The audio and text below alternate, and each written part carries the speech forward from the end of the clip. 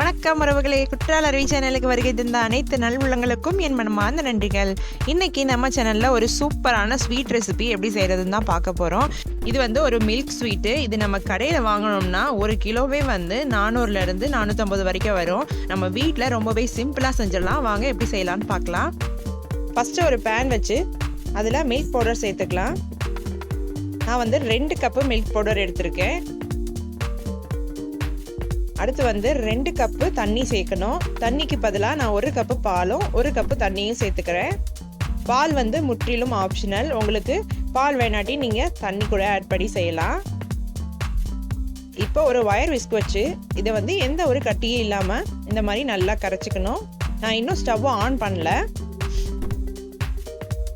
இப்போ இந்த மாதிரி நல்லா கட்டி இல்லாமல் கரைச்சதுக்கப்புறம் இப்போ தான் நான் ஸ்டவ்வை ஆன் பண்ண போகிறேன்.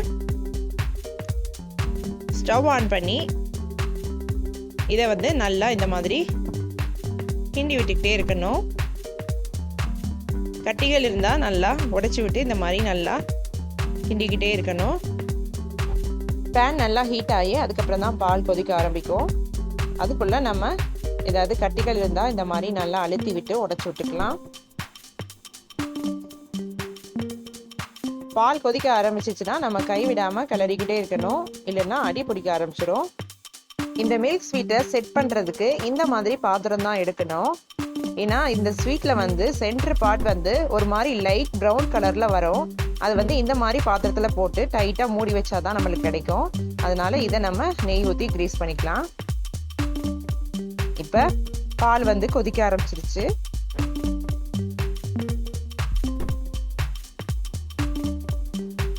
நம்ம மில்க் பவுடர் சேர்த்துருக்கனால சீக்கிரமே கட்டியாக ஆரம்பிச்சிடும். அதனால கைவிடாமல் இந்த மாதிரி கிளறிக்கிட்டே இருக்கணும், இல்லைன்னா அடியில் பிடிச்சிட்டே இருக்கும். பால் நல்லா கொதிக்க ஆரம்பிச்சதுக்கப்புறம் 1 லெமனை ஜூஸ் எடுத்து வச்சிருக்கிறேன். அதை நம்ம இந்த பாலோட சேர்த்து நல்லா இந்த மாதிரி மிக்ஸ் பண்ணிக்கிட்டே இருக்கணும். இது உடனே திரியாது, கொஞ்சம் கொஞ்சமாக தான் திரிய ஆரம்பிக்கும்.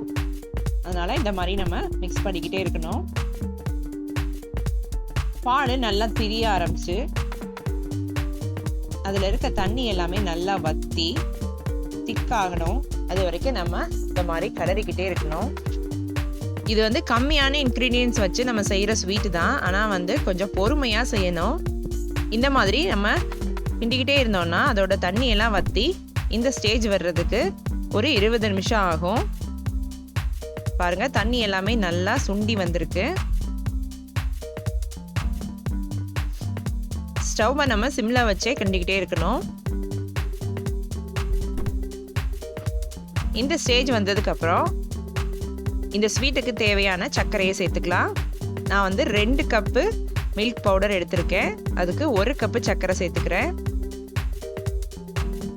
மில்க் பவுடரில் ஆல்ரெடி ஸ்வீட்னஸ் இருக்கிறனால சர்க்கரை இந்த அளவு சேர்த்தாலே கரெக்டாக இருக்கும்.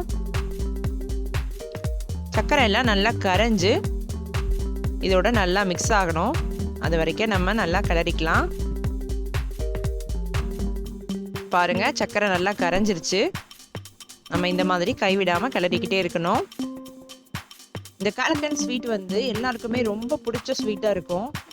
பேக்கரிலாம் கண்டிப்பாக இருக்கும். நீங்கள் எல்லாருமே பார்த்துருப்பீங்க. ஆனால் ரொம்ப காஸ்ட்லியாக சொல்லுவாங்க. நம்ம அவ்வளோவா வாங்கியிருக்க மாட்டோம்.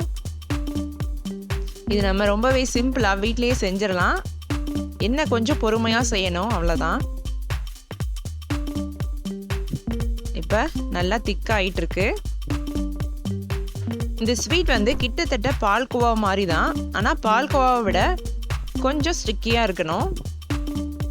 அப்போ தான் இந்த ஸ்வீட் கரெக்டான பக்குவத்தில் இருக்கும். பால்கோவா ரொம்பவே நைஸாக இருக்கும். ஆனால் இந்த கலக்கண்ட் ஸ்வீட் கொஞ்சம் திரியாக இருக்கணும். அதுக்காக தான் நம்ம லெமன் சேர்த்தோம். இந்த அளவு கட்டியாக வந்ததுக்கப்புறம் ஒரு 2 டீஸ்பூன் அளவுக்கு நெய் சேர்த்துக்கலாம். நெய் சேர்த்து நம்ம கிளறும் போது நம்மளுக்கு பேனில் ஒட்டாமல் வரும். அதுக்காக தான். இப்போ நெய் சேர்த்ததுக்கப்புறம் பாருங்கள், பேனில் கொஞ்சம் ஒட்டாமல் வருது. இன்னுமே நம்மளுக்கு திக்காகணும். நம்ம கை விடாமல் கிளறிக்கிட்டே இருக்கலாம். இந்த கலக்கண்ட் ஸ்வீட் பார்க்குறதுக்கு ரொம்பவே அழகாக இருக்கும். ட்ரையாங்கிள் ஷேப்பில் கட் பண்ணி வச்சுருப்பாங்க. வெளி பக்கத்தில் ஒரு மாதிரி எல்லோயிஷ் கலராகவும் சென்டர் போக போக பார்த்தீங்கன்னா ஒரு மாதிரி கோல்டன் ப்ரௌன் கலரில் பார்க்கவே அவ்வளோ அழகாக இருக்கும். நம்ம இந்த ஸ்வீட்டை பண்ணிட்டு நான் ஃபஸ்ட்டு ஒரு பாத்திரம் காமிச்சேன் இல்லையா, அந்த மாதிரி பாத்திரத்தில் போட்டால் தான் நம்மளுக்கு அந்த சென்டர் பார்ட் வந்து ப்ரௌன் கலரில் வரும். நீங்கள் நார்மல் டிஃபன் பாக்ஸ்லலாம் போட்டிங்கன்னா அந்த மாதிரி கிடைக்காது. பேனில் ஒட்டாமல் இந்த மாதிரி நல்லா சுருண்டு வந்ததுக்கப்புறம் ஸ்டவ்வை ஆஃப் பண்ணிவிட்டு நம்ம நெய் தடவி வச்சுருக்கிற பாத்திரத்தில் இதை நல்லா சூடாக இருக்கும் போதே போட்டுறணும். ஆறிடுச்சுன்னா உங்களுக்கு அந்த சென்டர் பார்ட் வந்து கலர் கிடைக்காது. அதனால் ஸ்டவ்வை ஆஃப் பண்ண உடனேவே இந்த மாதிரி அதுக்கு ட்ரான்ஸ்ஃபர் பண்ணிடுங்க. எல்லாத்தையும் உள்ளே சேர்த்ததுக்கப்புறம் ஒரு சின்ன கரண்டி வச்சு அதை நல்லா லெவல் பண்ணி விட்டுடலாம். ரொம்பலாம் அழுத்தம் கொடுக்க வேணாம். இந்த மாதிரி ஒரு சின்ன கரண்டி வச்சு ப்ரெஸ் பண்ணி விட்டுருங்க. நல்லா சூடாக இருக்கும் போதே இதை நல்லா க்ளோஸ் பண்ணி ஆற விட்டுருங்க. நல்லா ஆறுனதுக்கப்புறம் நம்ம கட் பண்ணலாம். இப்போ நல்லா ஆறிடுச்சு. கத்தி வச்சு ஓரங்களை எடுத்து விட்டு இந்த மாதிரி தட்டினீங்கன்னா உங்களுக்கு அழகாக வந்து விழுந்துடும். இப்போ பாருங்கள், நான் கட் பண்ணி காமிக்கிறேன். நான் ஃபஸ்ட்டே சொன்ன மாதிரி இந்த ஸ்வீட் வந்து பால்கோவாக்கு அடுத்த ஸ்டேஜில் இருக்கணும். கொஞ்சம் ஸ்டிக்கியாக இருக்கணும். பாருங்கள், உள்பக்கம் எப்படி ப்ரௌன் கலரில் அழகாக இருக்குன்னு. இந்த ஸ்வீட்டோட அழகே நம்ம அந்த பாலை திரிய வச்சு செய்கிறது தான். பாருங்கள் எவ்வளோ சூப்பராக இருக்குது பார்க்குறதுக்கே. கடையில் ரொம்பவே காஸ்ட்லியாக சொல்கிற இந்த ஸ்வீட்டை நம்ம வீட்டில் ரொம்பவே சிம்பிளான இன்க்ரீடியன்ட்ஸ் வச்சு செஞ்சிடலாம். இந்த சூப்பரான காலக்கண்ட் ஸ்வீட்டை நீங்களும் கண்டிப்பாக ட்ரை பண்ணி பாருங்கள். இந்த வீடியோ உங்களுக்கு பிடிச்சிருந்தா லைக் பண்ணுங்கள், ஷேர் பண்ணுங்கள், சப்ஸ்கிரைப் பண்ணுங்கள். நன்றி, வணக்கம்.